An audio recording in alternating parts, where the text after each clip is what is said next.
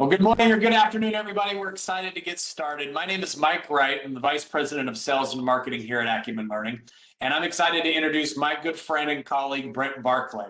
Brent Barclay is our Chief Operations Officer, a senior financial consultant. He has an MBA in accounting and finance and a PhD in organizational psychology, and he's one of the smartest individuals I know. And like me, he's from the great state of Idaho, so we have that common as well.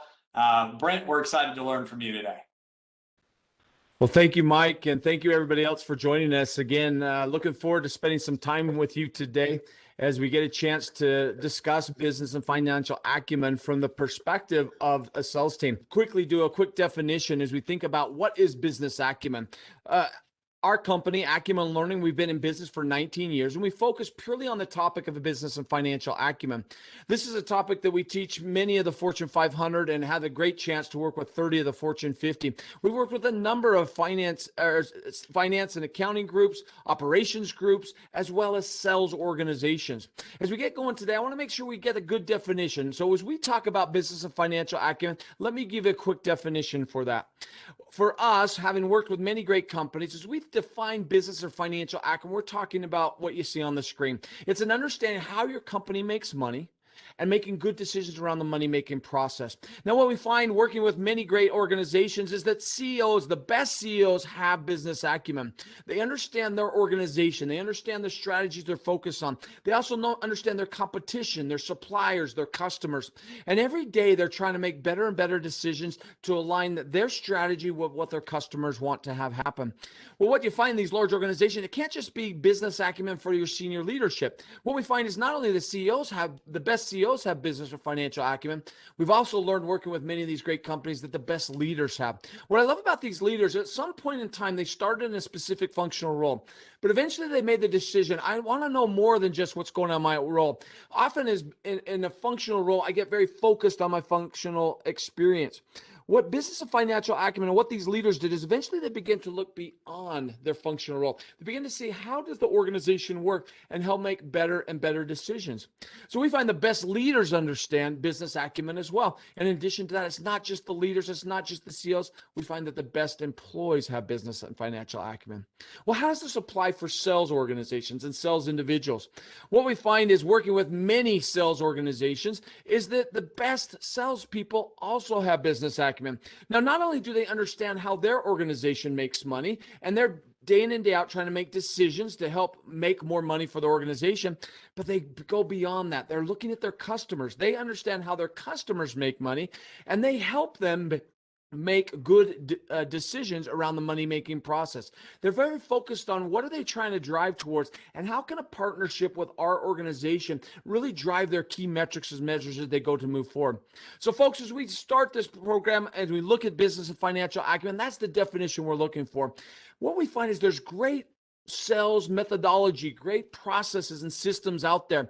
This program's about how to be additive to this. I'm not here to teach you about how to qualify customers. What I want to teach you is how to understand your customers, and then be able to align your solutions to the challenges they're facing. What you'll find is as you make that, if you have that ability to align your solutions to what they're working on, you move from a sales individual to that trusted partner. I remember having my own business, and I remember this experience very vividly. I was struggling with a project, didn't really know how to do it. We're kind of bootstrapping, trying to make it work. I remember an individual by the name of Richard Vass. Richard Vass came to me, and he had an expertise I didn't have.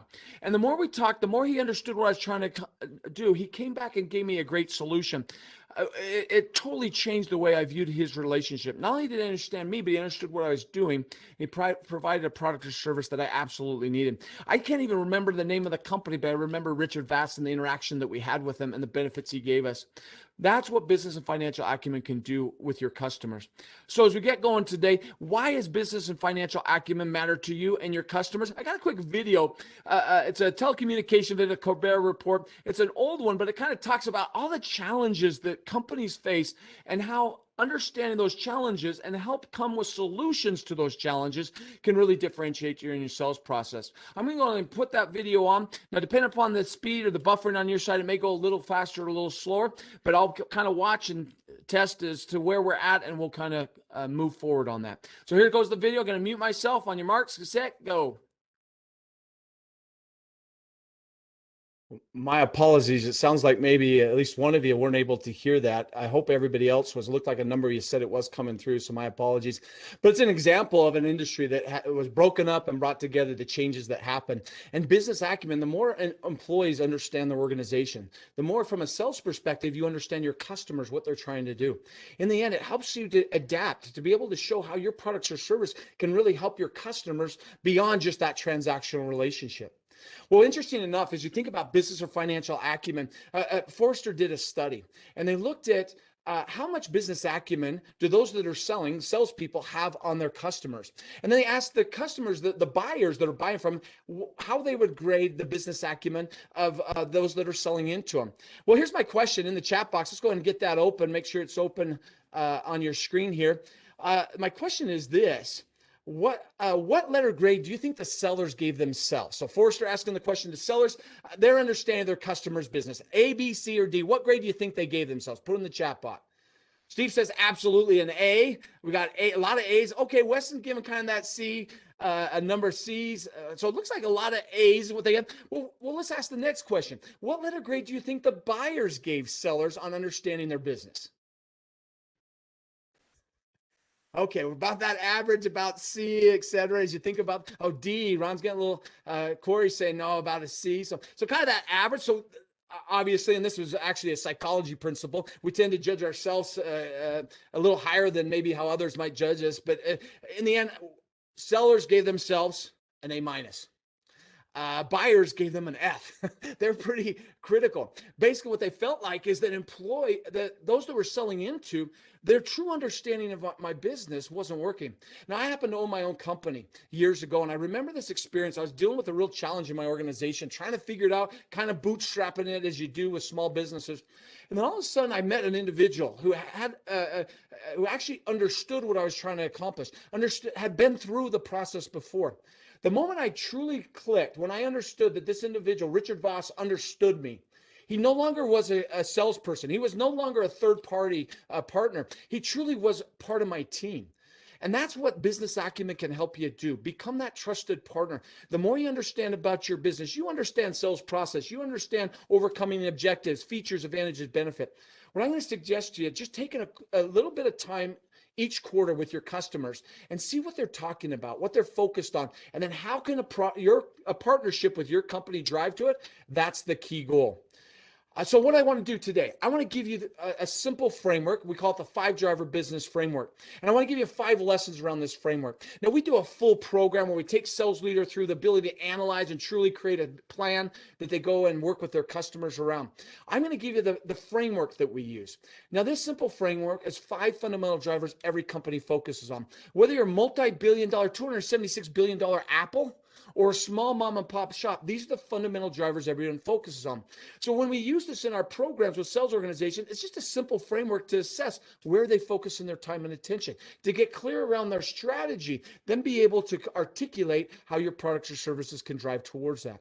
So what I want to do today is I'm going to introduce the driver of cash, and I want to make sure you understand the difference between 2 metrics that they often talk about. So as you hear your customers talk about it, I want you to be able to understand what they're talking about, and then think about how can you drive those key metrics or measures. Number 2, I'll introduce the second driver, which is profitability. Now, this one by far is one that you'll hear a lot your customers will talk about, basically growing their revenue or sales as well as reducing costs. So think about how does your products or services drive towards those. Number 3, it's going to be that assets. Understand the importance of assets, what we call asset strength and asset utilization, and how you can impact that. Growth, understanding how to impact both their top line and bottom line growth for your customers.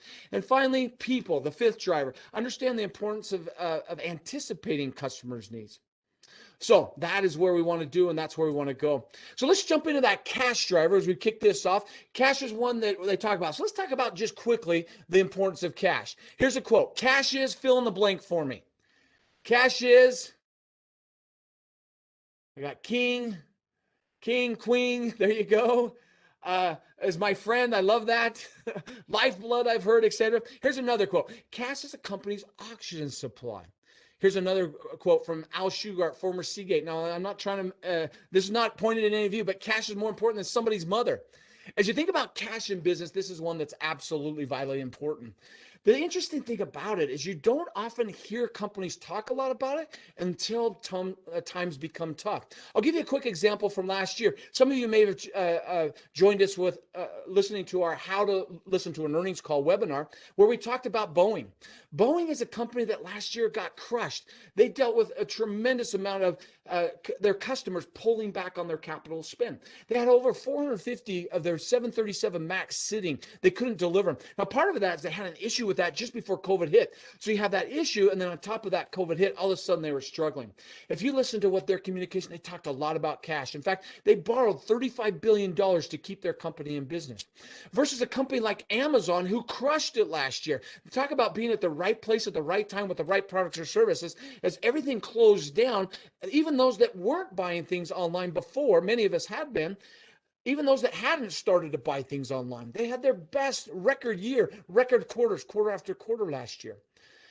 If you listen to their call, you're not going to hear as much about cash and what they're focused on. But as you're listening to your customers, as you're talking with them, as they start talking about cash, here's the metrics they'll talk about.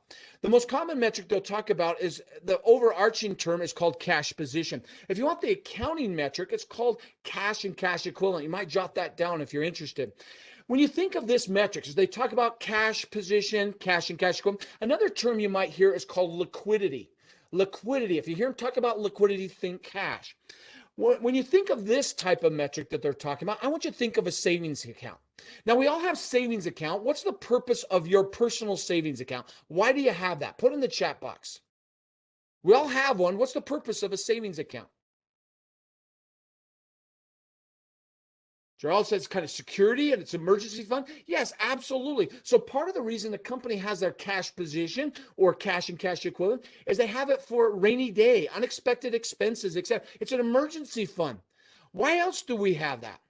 Well, it's a place the money's just kind of flowing through as we're saying, kind of day-to-day expenses. We also put cash away for future expenses. For example, I love to ride motorcycles. I've got two. Let's say I wanted to buy another motorcycle. I may start to put money away to eventually have a down payment on a motorcycle. That's very similar to what a cash position is with your customers. They have cash available for future investments, for unexpected expenses, and then you'll see just kind of transactions going in and out. Now, as you're thinking about what do they want that to do in their business? Now, if they're publicly traded, they don't want it to go up. We often think, because in our personal life, we want it to go up, we think that a company. Investors don't like that. Investors want you to take your cash and invest it into the business and give it back to them by dividends, stock buybacks, etc. So this is one on a publicly traded company. If you're working with publicly traded, kind of goes up or down based upon strategy. If it's privately held, they may want to hold on to more cash. You think about last year, as companies were going through COVID and everything shutting down, a lot of companies started to hold on to more cash. You go back to 2008 during the Great Recession, we had more cash. Even individuals were carrying more cash as the economy became kind of challenging at that point. So this is a metric that is as important to customers as from a standpoint, they want to kind of have the right amount. It's not that they want it to go up. It's not that they want it to go down. It's kind of stable based upon kind of their decision making and what's going on. So that's one metric you might hear them talk about: cash position, cash and cash equivalent, or liquidity. Now, if they're struggling with cash, make a case on how your products and services will drive towards cash generation available that they can hold on to for future expenses, etc. The second metric you'll hear executives talk about is called cash flow. The actual accounting term is called cash flow from operations. Now, what is this? It's the difference between all the cash that comes into a business from their core operation minus all the cash that goes out to run the business. It's very similar, though. If you think about it from our perspective, it's kind of like a checking account. Now, if you talk to anybody who's an accountant, they're going to say cash flow is not a checking account. It is not, and they're correct. That being said, it kind of works like a checking account. Let me explain how. Let's imagine in a year period of time, you had $60,000 come into your checking account from your salary, your generation, right? In the same period of time, let's say you had $55,000 going out in a year period of time. And where does that money go? Well, that's going to go. It's going to pay for my home. It's going to pay for my car. It's going to pay for my food, maybe some entertainment. I may even get it to some of my shareholders. I got 6 kids. Yeah, I finally figured out what was causing that. That takes a lot of cash. So I'm going to have a little cash left over. If I had 60,000 come in, 55 come out, the difference between the two, we can all do the math, pretty simple, $5,000. If you're looking at it from a checking account, that's my cash balance, right? If you're a publicly traded company, or a privately held company, the difference between the cash that comes in from your core business minus the cash that goes out is called your cash flow. Now, of course, investors want to see that positive every month, every quarter, every year. But then once they're through that, that speaks to now I have cash to deploy in my company. That $5,000, what can I do with it in my personal life? Well, I can buy another motorcycle. I can put it in a fence. I can hold on to it for future investments, put it back in my cash position, etc. So this is another key metric that investors or that companies, your customers will talk about. Now, this is a metric that they want to go up every single time. So if they're talking about cash, and the customers you're working with, always think about how does my product or service drive to more cash generation for? How does it increase their cash position and or their cash flow in the organization? So some considerations. You think of it from a commercial or a sales perspective, how to think of it. If they're talking a lot about cash position, one of the things you want to really think of is they're making a decision. They're either going to hold on to it for future investments, or they're saying, you know what, your product or service is important to us enough that I'm going to invest at this time. So the idea, if they're talking a lot about liquidity, cash position, think about how does your product or service deliver more business value versus them just saying, you know what, I'm just going to hold on to it for future. If they have strong cash flow, if your customer is generating a lot of cash, Apple, Amazon, Google, any of these big players, they're generating a lot of cash. The pro of a company that's generating a lot of cash is that they have stronger likelihood of having budget to spend with you. They're looking to grow and they'll look for other investments, other ways to use that. So a company that's generating a strong cash flow, they have more interest in investment. The con or the challenge sometimes is one of the reasons they are generating so much cash is they're very tight in how they manage their spend. They're very careful about how they spend. They're going to push you around terms. They want to extend the terms so they can hold on to their cash longer. A good example of that would be somebody like Walmart, right? Walmart, if you're selling into Walmart, you're going to provide your product or service. They're not going to pay you for 90 days. So that tight management, it could be one of the reasons why they have strong cash flow. Now, if they're more in the weak cash flow, they're struggling, like you might say a Boeing was last year, etc. The benefit is there might be an opportunity where you could really make a case how your product or services can help drive increased cash flow for their company. The challenge, I guess, with that weak cash flow is they're less likely to have budget funds and a lot more scrutiny about where those dollars are going to spend. So you're really going to have to make that case as to why this product or services is important enough that in a low or weak cash flow that they should invest those dollars.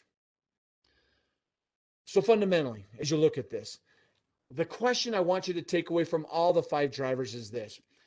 As you think of some of those considerations, think about how does your product or service positively impact, if you're talking about cash, how does it positively impact their cash position or cash flow?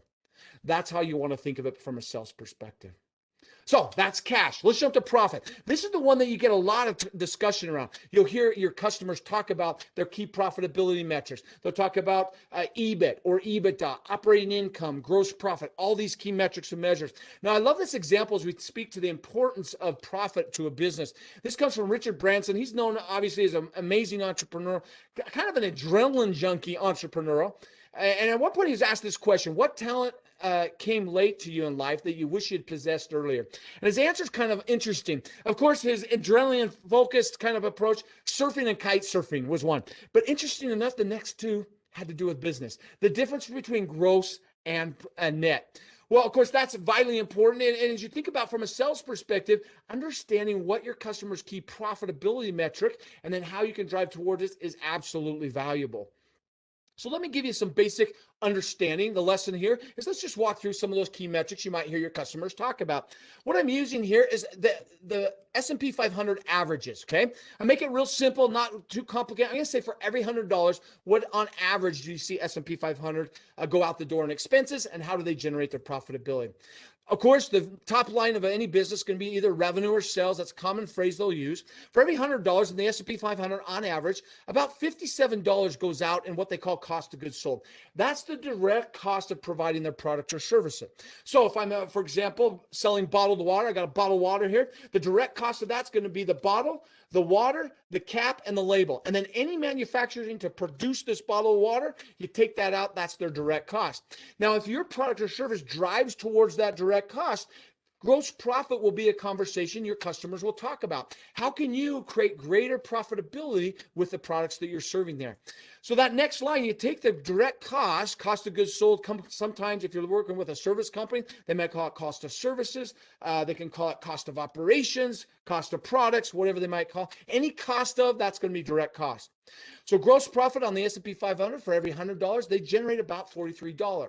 If you want to do the margins, I do it real easy. By doing it by $100, the margin is really easy. 43 divided by 100, that says for every $100 a company brings in, you generate 43% profitability.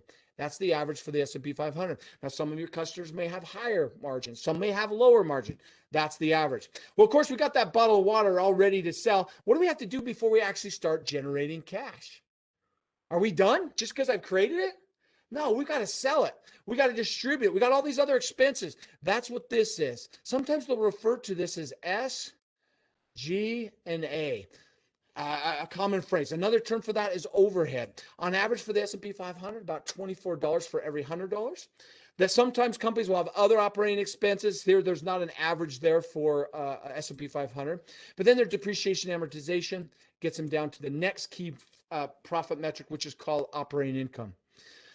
By raise of hands, how many have actually heard EBIT, the acronym EBIT? Anybody heard that before? Should be able in your participant to raise your hand. How many? Yeah, okay, I got yes. People are saying yes. EBIT is a common phrase. Now, extra credit points for anybody who can tell me, what does EBIT stand for?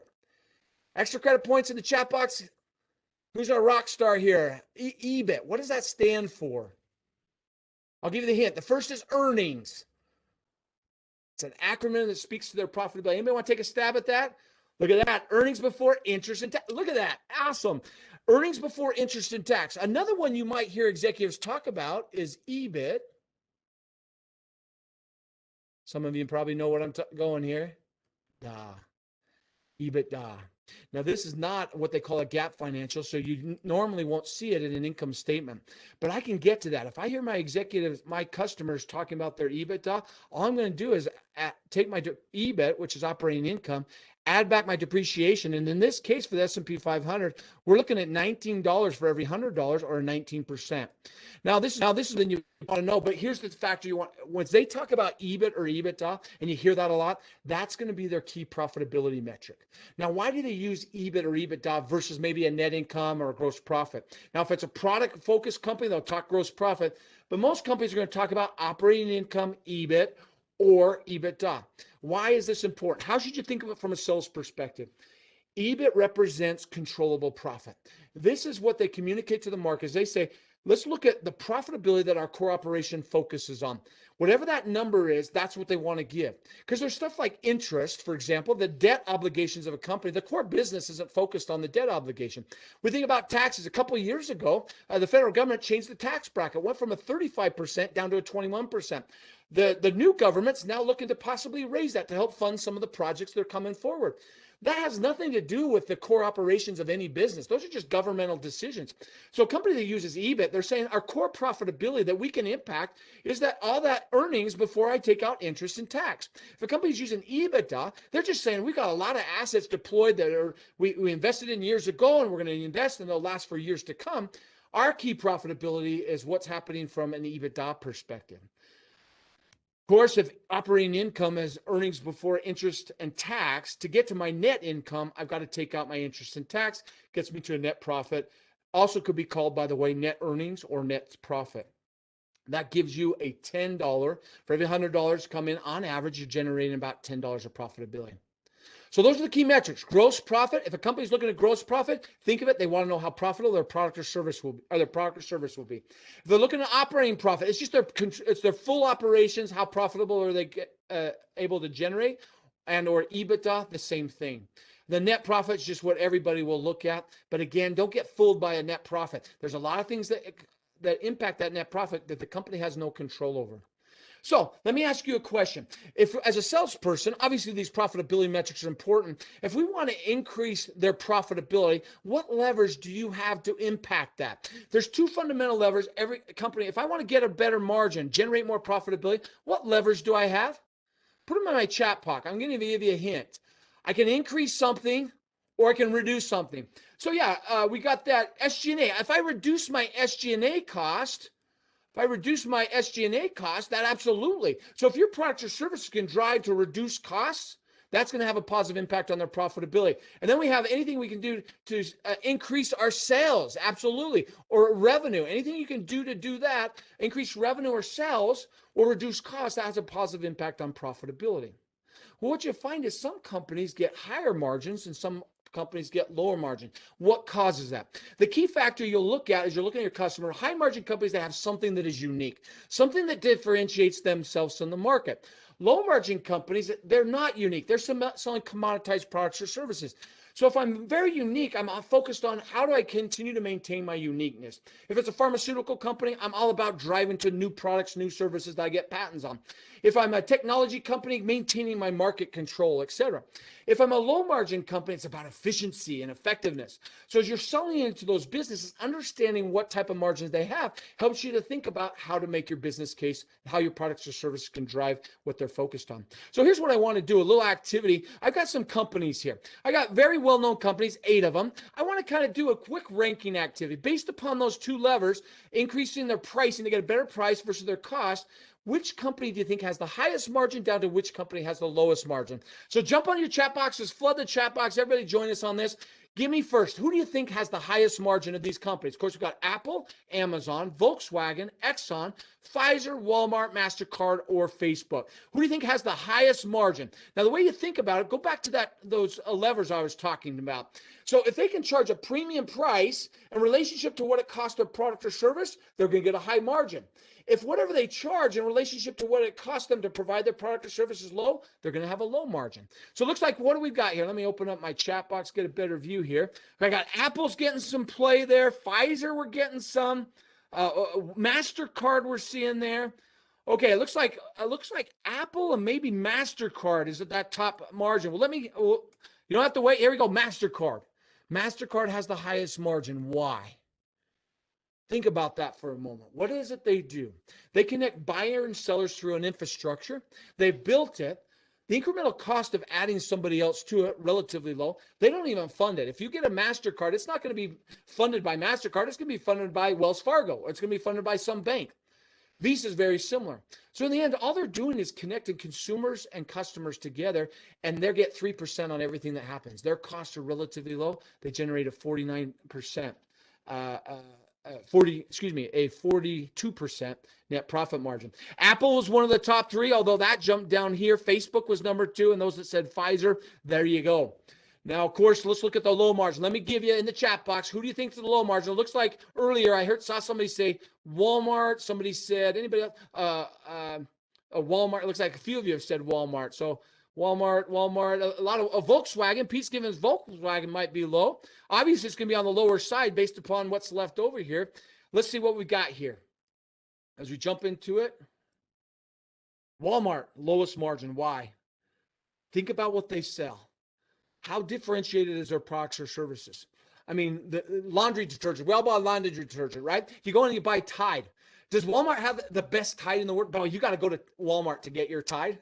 No, I can buy it at Costco. I can buy it at Kroger. I can buy it anywhere, right?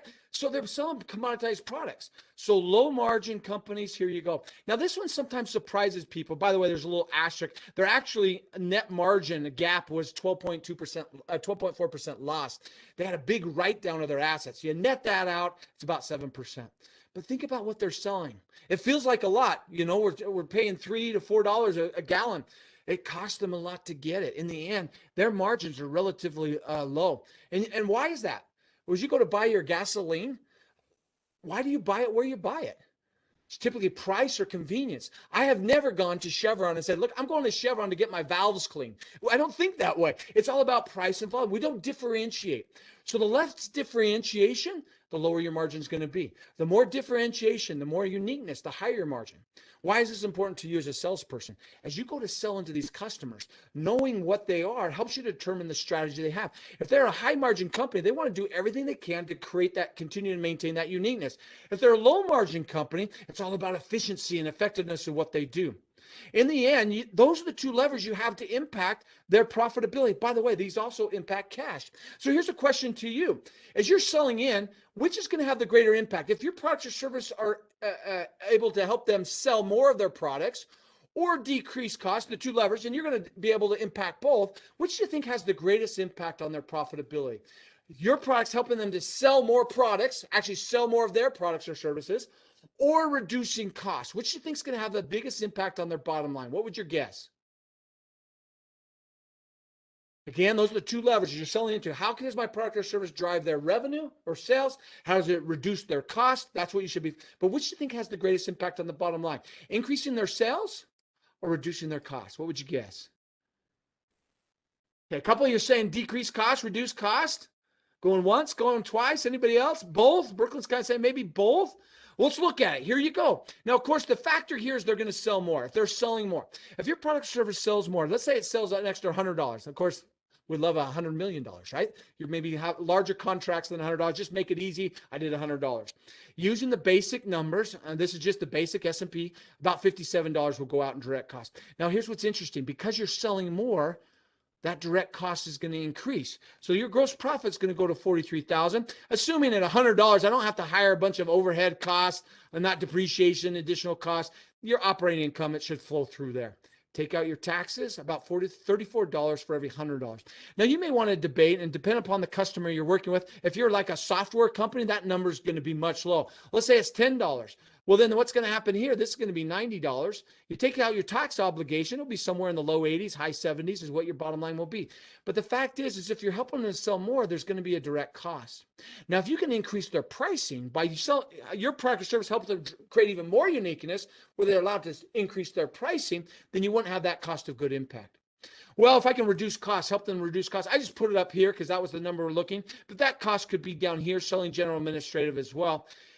That $100 reduction in cost is going to go right to their operating income. Take out your tax obligation here in North America. It's 21%. In US, it's going to put you at $79 for every $100. Now, folks, this is not meant to be, so that means the only way that you're going to have an impact on your customers is to reduce their costs. But it gives you some good data on how you can help drive both of them. Imagine sitting down with your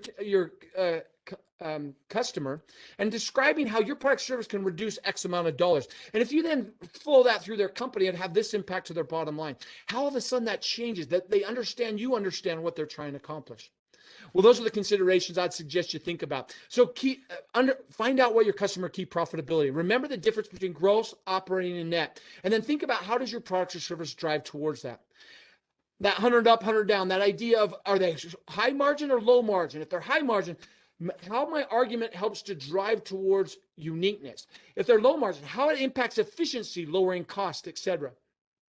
And then if as you go to that end, if you're not unique, you better be cheap. Know whether your customer has high or low margins and how you can impact those. In the end, folks, the key driver here, the fact I want you to get, it's kind of a little bit of a broken record. The question to ask yourself, as you're listening to your customer, you're interacting with your customer, how does our product or service positively impact their key profitability? If you can make that case, if you can align with that, that's how you become that trusted partner. Well, folks, as we talk about assets, the third driver, assets are what companies have to drive the other two. They're the foundation of what generates your cash, what generates your profitability, etc. So as you think about assets, think about anything you own or control which has value. That's the definition. Let's imagine we're selling into Apple. In the chat box, what do you think Apple owns or control which has value? As you think about the assets for an Apple, what do they own or control which has value? Steve says IP, yeah, intellectual property for sure. What else do they own or control which has value? They have that building. I mean, look at their facility there in California. Incredible. Their supply chain absolutely is a big part. Of course, during COVID, some of that got kind of constricted. Their brand reputation, their relationship with customers. They have cash. They're sitting on a tremendous amount of cash. These are all the assets that they have. And the real question that companies have is, how how much of those assets do I want to hold on to strengthen my financial position versus how much of that cash do I utilize? So two terms that you may hear. They'll talk about, I want to strengthen my balance sheet. I want to have a strong financial position. What are they talking about? It's in relationship to their assets. When you look at asset strength, the definition is the ability to stay viable during the ups and downs of the market. What they're really talking about, you might jot this down. It's what they have. What do they have that allows them to stay viable during the ups and downs? Of course, Apple has a lot of cash. They have a reputation. They have products that customers want. Well, if I want to strengthen my financial position, I'm going to pay down on my debt. I'm going to hold on to my cash. Well, what's going to happen? What you'll find is asset strength has an inverse relationship with asset utilization. So as I strengthen my balance sheet, what's going to happen to my utilization? I'm going to decrease it. Vice versa is true. If I increase my utilization, my asset strength will decrease. We talk about asset utilization, it's the ability to effectively use. This is the key word. In fact, I'll have you write it down, USE. How do I utilize those assets to generate more cash and profitability? Now, you'll notice there's kind of these trade-offs they look at. If I want to strengthen my balance sheet, I'm going to lessen my utilization of my cash. If I deploy all my cash, I'm in rapid growth, I'm going to put myself at risk because I'm borrowing to help fund that growth. So there's this balance that you look at. If I'm looking at asset strength, you look at a company like Microsoft. In 2016, had over $100 billion of cash, way more cash than they needed. Now, why do they keep so much cash? Well, they're one of those unique brands. 85% of the computers in the world use Windows operating system. So they carry a lot of cash to protect their brand reputation. That being said, they got a little pressure from their investors saying, look, hey, that's a lot of cash. We don't need to sit on that much cash. So what they do, they utilize that cash by buying LinkedIn, spent $26.2 billion and invested in another application to continue to generate revenue and opportunities to the future. And how that can integrate with the Microsoft suite of offerings, et cetera, that's what they tried to do. That's kind of a balancing trade-offs that they look at. They could have held on to it. Instead, they make the choice to purchase that company, to purchase LinkedIn. Well, let's look at the other way. Let's say utilization. Well, one of the things, this is UPS. You may have heard this story. UPS, about the time they were going through all the navigation tools, electronic navigation tools, they had their technology team tracking their routes, and they're trying to figure out how to approach that. They eventually create their whole approach to routing their package delivery system. But the theory was this: if we avoid left-hand turns, it should save money. So they go through, they test it all out, and they create a whole application that they use for delivering their packages to customer. The outcome of that, how did it strengthen their business? Well, by doing that, avoiding those left-hand turns, they save themselves 20.4 million miles off their routes. It ends up being about 230 miles per year per vehicle by avoiding left-hand turns. Now, I don't have all the ins and outs about exactly how that works out. If you want to look it up, do a Google search. There's a nice little video that talks them through. But here's an example where you think about, how can I utilize my asset? How can I make them more efficient that eventually will strengthen my financial position? By reducing my cost, 20.4 million gallons of fuel per year, just do it by $3 a gallon at today's rate. I mean, you're looking at $60 million cost reduction that you can use in other ways to strengthen your financial position. You should look at selling into customers. How should you think about that? Think about, how do your products or services help get them into service quicker, get them to market with their customers. If you're selling a product or service, how can you get up to speed faster so they can generate revenue off of your product or service that you're providing? Think about how you can extend the life of your products, or how your product or service can extend the life of what your customers are trying to do, their products or services, or the relationship that you have. On the services side, you may do a transaction with the customer and it feels like a one-time, but figure out how you can truly be that trusted partner around cybersecurity, for example, that's in the news today, or be that trusted partner around equipment for their office equipment. Anything you can do to extend the life of that relationship, that asset that you're providing for their customer, will be seen as a value to help them get greater utilization of their assets and get greater asset strength. In addition to that, anything you can do, what we've already talked about, to increase your product or service revenues and or benefits to the customer. And finally, how can your product or service help to get more for less? How can your product or service drive to successful long-term relationships at a lower long-term cost of ownership for them? How you're making them more efficient, able to get more for less is what you're looking at there. As you do that, your customers, you'll be able to align your products or services to what they're thinking about as they think about how to build asset strength as well as asset utilization. As we talk about growth, of course, growth is an increase or improvement over time. I love this example of growth. It's a great case study. I think it's very applicable to sales leaders, yourselves here today. This is an example of a company who made a decision to try and sell their customer, to improve their customer sales, which in turn would drive theirs. The company is Alcoa. Anybody happen to know what Alcoa does? Put it in the chat box if you know what they do. What industry are they? Anybody happen to remember? Yeah, steel. And in fact, aluminum is a big part of what they do. Of course, their biggest customer is going to be automotive and beverage companies, right, who use aluminum.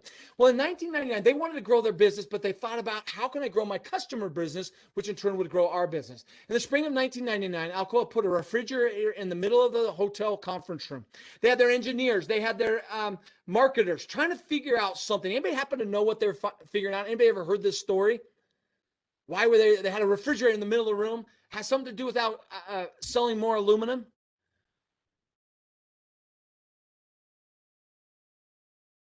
It had something to do with beverage cans. It was all about what's the optimal packaging? What's the optimal packaging to fit in the fridge? Now, this is back when we had those cases. Remember those cases like a briefcase, right? You had like 24 cans of whatever your favorite beverage was. And the idea of putting that into your refrigerator, it would take up too much room. So then what did they do? You put a few in. If you're like me with 6 kids, the idea is you're supposed to replenish them. It never happens. So eventually you run out, and you don't want to drink a warm soda or whatever it might be. So you have to put them back in. So the whole idea is what the optimal pack is. The outcome of this you're very familiar with today. It was to grow Coca-Cola sales. The fridge pack came from Alcoa, the approach and how to think about it. The first year Coca-Cola used that, it increased their sales by 10%. Of course, that then is going to impact Alcoa. That's what sales leaders do. Think about how I can drive their success, which in turn drives our success. Well, that's an example of focus on the sales or top line revenue. Here's another example of a customer focusing on cost. Anybody happen to know how American Airlines saved $1.2 million in fuel costs per year? Was it from with more direct flights, with more fuel efficient planes, or with iPads? Anybody happen to know this story? Take a stab in the chat box. Which one do you think they used to increase that? It was the iPads. Absolutely. It was the iPads. Some of you may recall they had these pilot bags that had all this information they had to have ready to go in every flight. Apple approached them and said, look, let's do this on an iPad, and then you don't have to go. It's really amazing. You think about that, 35 pounds, then you combine it by thousands of flights. That saves them $1.2 million of fuel cost a year by just that lower weight that they have on each flight they're doing. What I love about this, it's all about sales individuals thinking about their customers. How do I drive their success? And in return, it impacts us. In the case of Alcoa, it's all about driving top line, how I can drive Coca-Cola's sales. In the case of Apple, it's all about reducing their cost of their flight cost, their direct cost of providing their product or service. In the end, both of those will impact the success of their company, and profitability is what they're really driving to. So think about it in your role as you're selling. Does your product or service help drive top line? Does it help drive bottom line, or both? And be able to align your solutions, align your discussions around how you can help drive towards it. You're going to become that trusted partner. Well, last one before I turn it back to Michael is that of people. Now, we use people as the center because it's absolutely the most important. When we talk people, we're talking both the external customer, those that buy or use your product or services, but also internally. How do we get greater execution? I love this example from Henry Ford. He says, if I would have asked my customer what they wanted, they would have told me a faster horse. The challenge is sometimes your ability to anticipate customer needs is the game changer for your customers. I love this example. This is in 1904. This is just as the Model T and other vehicles are coming out. You look, this is in, I think, New York City, Easter Parade. You see people all over. Can you see an automotive vehicle? There you go. You got one right there. Not very many. It's horse and buggy. 9 years later, by anticipating the customer needs, here's the same location 9 years later. That's what the people driver is all about. And guys, I can't tell you any better way to anticipate your customer needs to listen to what they're talking about. Use the 5 drivers to assess. Are they talking about cash, profit, asset, growth, or people? And then align your decisions or align your discussions on how your products or service can drive towards that. I love this idea of anticipation. Think about communication. Blockbusters versus Netflix. Who anticipated right? Interesting enough, you may not know this, but Netflix actually approached Blockbuster in 1999 or early 2000, said, buy us out. Netflix was having a challenge getting access to content. Blockbuster was in a great position. Blockbuster says, no, thank you. Pushed them away. And of course, where's Blockbuster today? They ran out of oxygen. They ran out of cash. They went into bankruptcy. They're no longer in business. Here's an example on digital photography. You got Polaroid. Remember those days? There's going to be a good one. Hold on, everybody. Versus today. Look at this example. This is Tiger Woods. I think this is at the Masters. I could be wrong. Look, he's golfing. I can't remember the year on this, but it's before you really have it. Look at this just, not too long ago. Anticipating customer needs. That's what this driver is all about. So what are your considerations?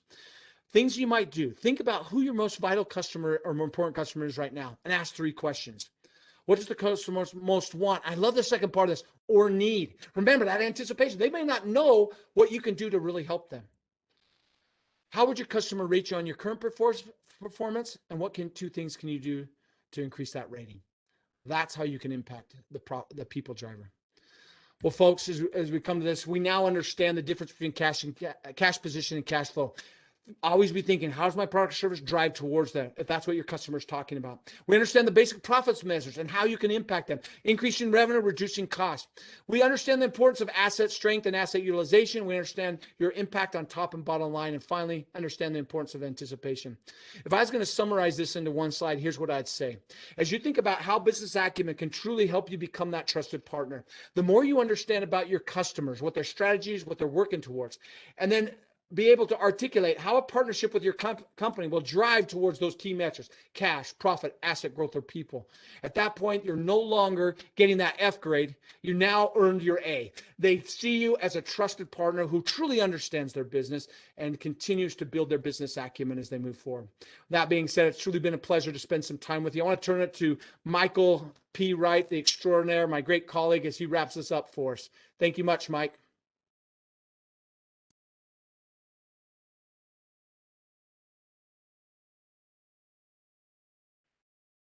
Mike, we need you to unmute yourself. There you go.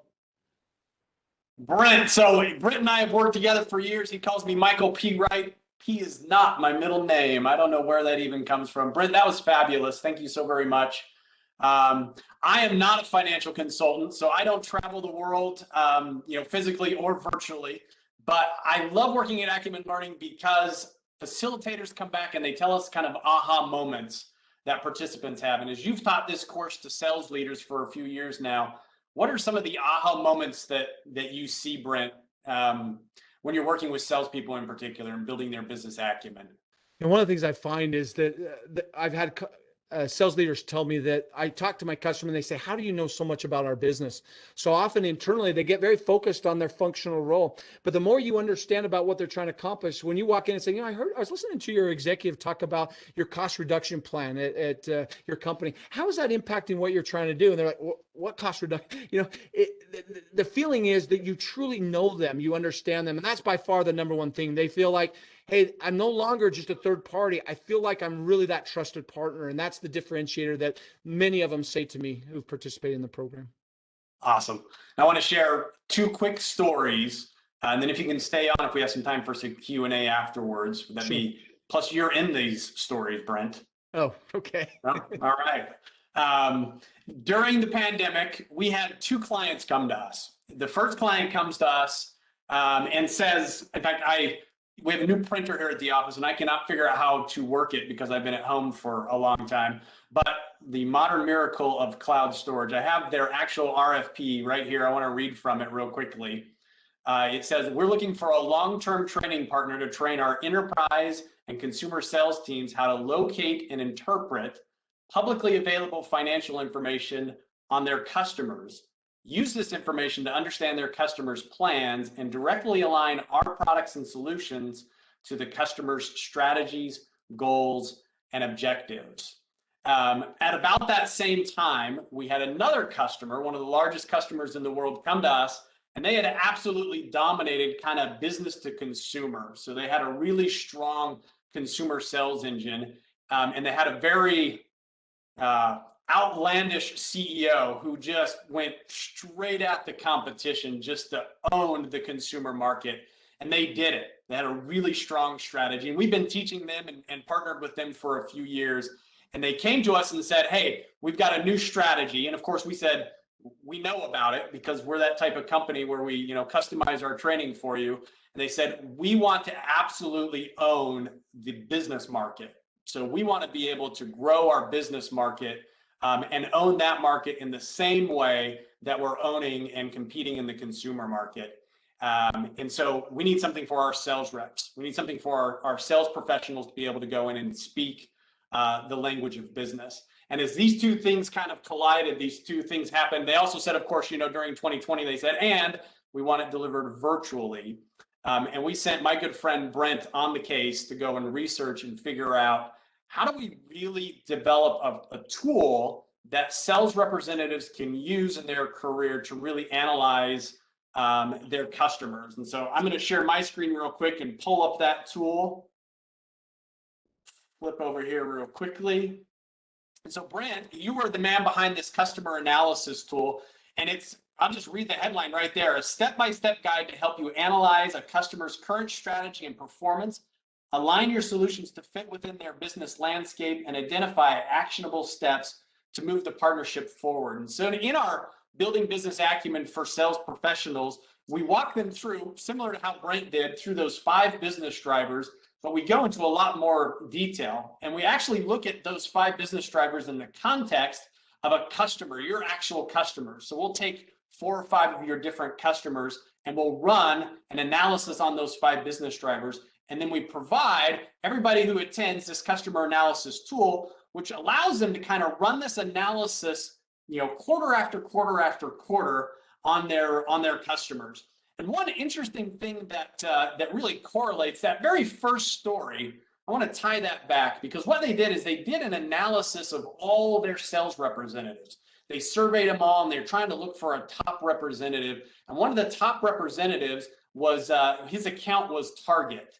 And so they kind of dug in and unraveled it a little bit further. And what they found was that this representative was listening to an earnings call every single quarter. But as they, talked to him and interviewed him a little further, he said, I'm not sure, when I listen to that earnings call, how it, applies or how I actually build it into my sales pitch, but they're my customer. And so I want to be as familiar with them as possible. And so they were able to use this tool then to listen to an earnings call, to look at press releases, to look at executive communications, to look at financial statements, and really build a powerful business case of exactly what Brent talked about. Why to do business, why a partnership with your company will be successful, and how it impacts cash profit, assets, growth, and people. And so this tool has been a great tool that we've used with customers and had really kind of great impact. And Brent, I wanted you to just quickly right here tell us real quickly kind of what this activity right here is and what they do right here. Yeah, so on this one, it's all about listening to the communication from your customer. Now, as a publicly traded company, they have a lot of communication for them. But if it's privately held, you'll also get press release and other things. And what you're basically doing is using that 5 drivers to quickly capture what are they talking about. They talk about cash, profit, asset, growth, or people. You summarize how many times they talk about each, and you answer those 3 quick questions. What business driver seems to get the most attention? And I love the second part, and why? What are the 2 or 3 main points the executive is trying to make, and what are the goals and objectives moving forward? This analyze phase becomes the start of capturing the data from your customer, which when you jump into the line phase, it's all about, okay, so what are the biggest challenges or opportunities they're facing, and how can we impact those? What are our solutions for them, even to the point of giving you a chance to do a pitch, practice doing a pitch, and then you go in and actually execute that with your customer. So this is a nice way to get clear on your customer strategy. Awesome. Now, just to kind of wrap up here, let me jump over. Get rid of that. Let me jump over. This is from one of those customers, and I'll just kind of skip around here real quickly. The purpose was to help our executives both refine and enhance their ability to utilize company financial reports to tailor their language appropriately to their audience and client interest in sales meetings. And then I'll jump right here. Our organization saw a positive lift with frontline proficiencies and leveraging 10K, 10Q, and annual reports to aid in their sales meetings. And learners also demonstrated clarity on the importance of how financials translate to company drivers and initiatives. We expect to see continued improvement in performance and C-level stakeholder engagement based on this course, and are happy that it's a staple in our portfolio. A really great program, and hats off to you, Brent and team, that kind of put that tool together to really drive success at some of our clients. And with that, for those that are interested, obviously we want you to learn something, and we hope that you've learned those 5 business drivers and those 5 lessons, but very self-serving as well. We certainly want you to learn about us, and we'd love to have you learn more about Acumen Learning and how we can help your organization. If your sales representatives could use Business Acumen, and there's great sales training out there, but Business Acumen is oftentimes a missing piece. And what's nice about it is you can take any type of sales methodology that you have and incorporate a Business Acumen component and really have sales representatives really understand, okay, here's how this methodology can really help my customer impact those drivers that their CEOs are looking at. So if you're interested in that, we'd love to hear from you. If you go to, I'll put it in the chat box here, and let me stop sharing my screen so I can do that real quick. I'll put it in the chat box, but if you go to acumenlearning.com/sales training, you can go and request an executive overview, and we'll get that out to you. And we'd love to hear from you. And if we got a few minutes left, if there are any questions for Brent or myself, we'd love to answer those through the chat box.